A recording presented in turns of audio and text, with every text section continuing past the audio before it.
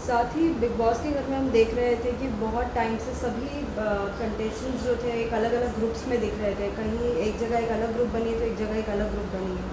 तो क्या लगता है एक ग्रुप में खेलने की वजह से लोग अपना खुद का गेम खेलना भूल जाते हैं, ऐसे आपको लगा है? ऐसा बिल्कुल होता है, क्योंकि आप वहाँ पे इंडिविजुअल खेलने गए हो, आप ग्रुपिज्म करने नहीं गए हो।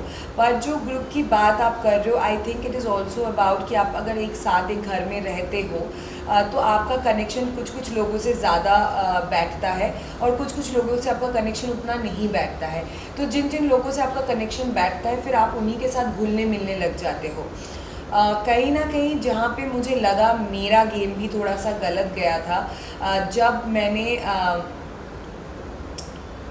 मैं वैसे किसी ग्रुप का पार्ट नहीं थी, मैं ऑलमोस्ट सबसे ही बात करती थी, पर कहीं ना कहीं मेरा गेम थोड़ा सा गलत गया है फ्रॉम द 10th और 11th डे, जब से मैं ज़्यादा निमृत और गौतम और सौंदर्या के साथ हैंग आउट कर रही थी। क्योंकि मेरा बहुत ज़्यादा एनर्जी सौंदर्य और गौतम के रिलेशनशिप को सॉल्व करने में निकल जा रहा था, जो इनफैक्ट निमृत का भी हो रहा था। क्योंकि वो उस टाइम पे वो सब स्टूपिडिटी चल रहा था, किसिंग विसिंग का, कि शालीन उसको किस कर रहा है, वो शालीन को किस कर रही है, और ये सारी स्टूपिडिटी चल रही थी। And obviously Gautam was kind of close to me and Nimrit, तो वो बहुत ज़्यादा अपसेट हो गया था और बहुत ज़्यादा गुस्से में आ गया था। तो काफ़ी टाइम हमारा निकल गया था उस टाइम पे उसको समझाने में या सौंदर्य को समझाने में, जो कि ज़रूरत आई थिंक बाहर आने के बाद मुझे लगता है कि दैट वाज नॉट रिक्वायर्ड, क्योंकि मैं उन दोनों का गेम खेलने वहाँ नहीं गई थी। ठीक है, as a nice human being मैं उन दोनों को समझा सकती हूँ। आफ्टर ऑल जो डिसीजन होगा उनका, वो भी एक बड़े इंडिविजुअल है, वो खुद डिसीजन लेंगे, समझा के कुछ फ़ायदा होता नहीं है। पर मैंने और निमृत ने शायद बहुत टाइम वेस्ट वहाँ पे कर दिया था जो रिक्वायर्ड नहीं था। हमने देखा हाल ही में सुम्बुल के डैड भी आए थे, उसे कहीं ना कहीं वो समझाने की कोशिश कर रहे थे, एक इंडिकेशन देने की कोशिश कर रहे थे। जो ग्रुप होता है वो कहीं ना कहीं आपका यूज़ करता है, लेकिन वो समझ नहीं पा रही थी।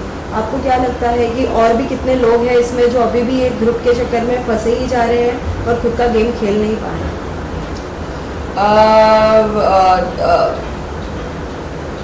ऑब्वियसली कहीं ना कहीं मुझे बाद में लगा कि कहीं ना कहीं मैं भी इसकी शिकार हुई थी। जैसे मैंने बताया कि गौतम और सौंदर्य वाला केस में मैं और निमृत कुछ ज़्यादा ही इन्वॉल्व हो गए थे, जो ज़रूरत भी नहीं था। पर आप जब घर के अंदर रहते हो और आप जेन्युइनली लोगों के लिए केयर करने लग जाते हो, and I am a very caring person, मैं जेन्युइनली गौतम या सौंदर्य के लिए केयर कर रही थी। पर जब अब मैं बाहर से आके चीज़ें देख रही हूँ तो मुझे लग रहा है कि कहीं ना कहीं इनका रोमांस भी फेक है। तो मैं क्यों किसी फेक चीज़ के लिए केयर कर रही थी।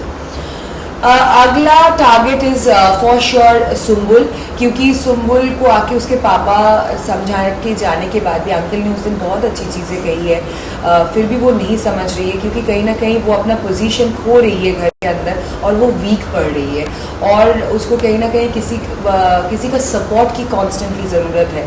और उस डिपेंडेंसी की वजह से वो कॉन्स्टेंटली शालीन और टीना के पास जा रही है और उनको सॉरी बोल रही है, जबकि उनकी गलती भी नहीं है। आप शालीन और टीना को किस बात के लिए सॉरी बोल रहे हैं? सो या I would say Sumbul is also getting involve in this whole thing, group वाला चीज़ में, और वो अपना गेम सही से नहीं खेल पा रही।